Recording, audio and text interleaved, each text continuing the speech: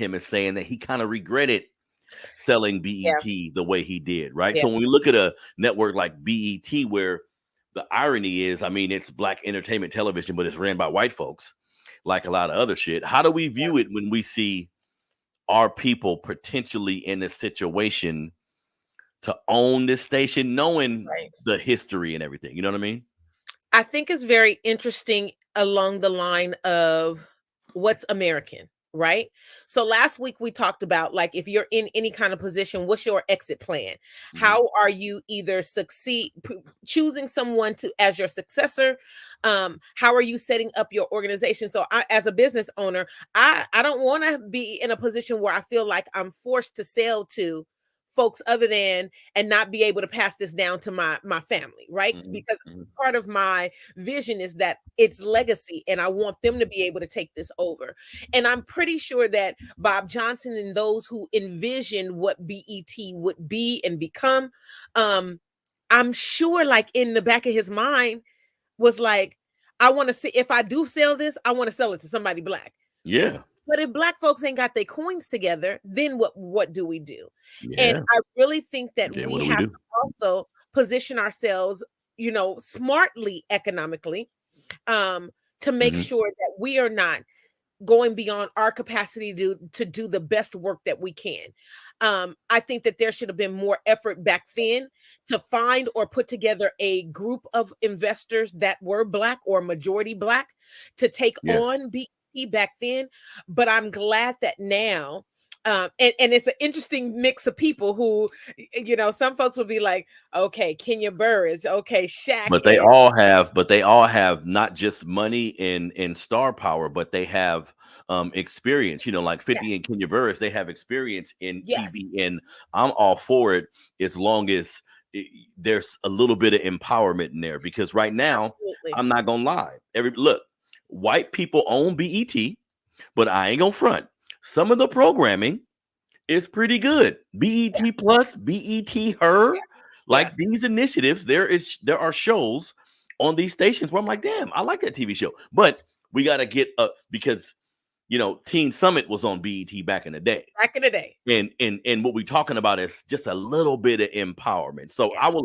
I expect, just me talking, I expect if white folks own it to go after what makes money. Just regular television, Absolutely. what makes money, I get that. But if it get in the hands of some black folks, we need to try a little bit of empowerment because right now it's just like ratchetly violent. You know what I mean? Yeah. Yeah. No, If you go to I BET and watch it. 100% agree. And that's the important part of having a platform where you control it, right? There we go. Um, like, part of that exit plan for anybody, it needs to include like these important details of, I want to see these aspects carried out going forward and not let that Mhm. go by the wayside.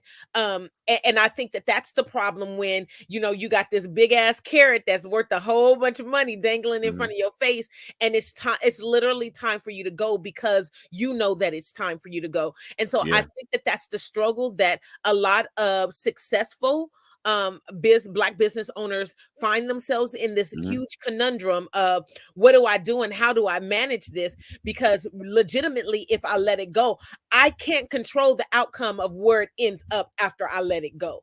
I And can't so, control the outcome. Yep. right? And so we do, as a community, I think that they have to do a better job. Their board of directors has to do a better job of making sure the right voices are at the table. And the only reason that I think that they've been so successful in those initiatives with the extra BET platforms that are there Mhm. now Mm. is because they've had some black folks in their ear.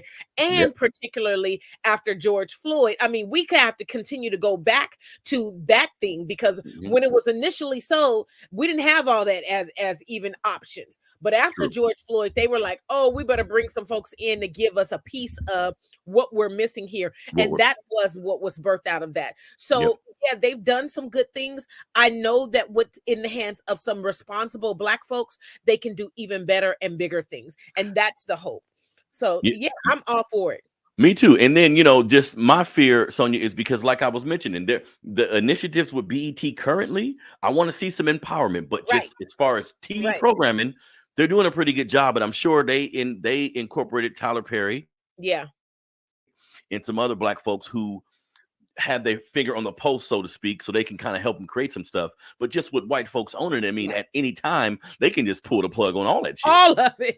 You see, Let's keep it real. it is just All the of it. irony of them owning Black entertainment television. You know what I mean? I mean, I know they own they have the market share on a lot of what we view and what we consume, but damn, not BET too. So I'm excited.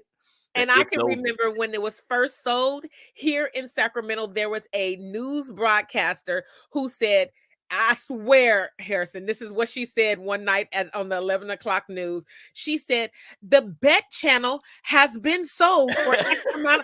I swear to Jesus.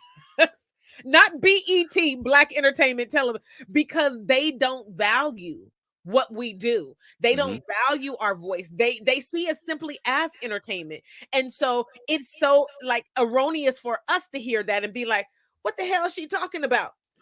But even to not do your homework as a veteran anchor person in a market that is incredibly urban. This is supposed to be one of the most diverse markets on the face of the earth, Sacramento. And you would say the Bet channel was sold. And I just, so therein lies the conundrum. What will white folks really and truly do for us at the end of the day when trying to represent us? Yeah, and it's funny that you mentioned that because my partner used to install cable, and he would mention to me in certain white communities, BET ain't even on the list. When he would go and give them their cable, certain communities just coincidentally, BET wasn't even on the channel selection. Right. So she probably thought it said Bet because she ain't even thought of an idea. Just reading the teleprompter. Just reading the teleprompter. Just reading it. Just reading it. So shout out to all them Black brothers, 50 Cent, Kenya Burris. Hopefully they can get something together. I hope. I like the idea of that, of us just being in control and owning shit. That's how it's supposed to be. So next thing I want to talk to you about, Sonia, this brother, last Monday, a Black homeless man, 30-year-old Black man named Jordan Neely was on the F train. He was on, I think it's New York, Manhattan, right? So he's on the subway, Sonia, and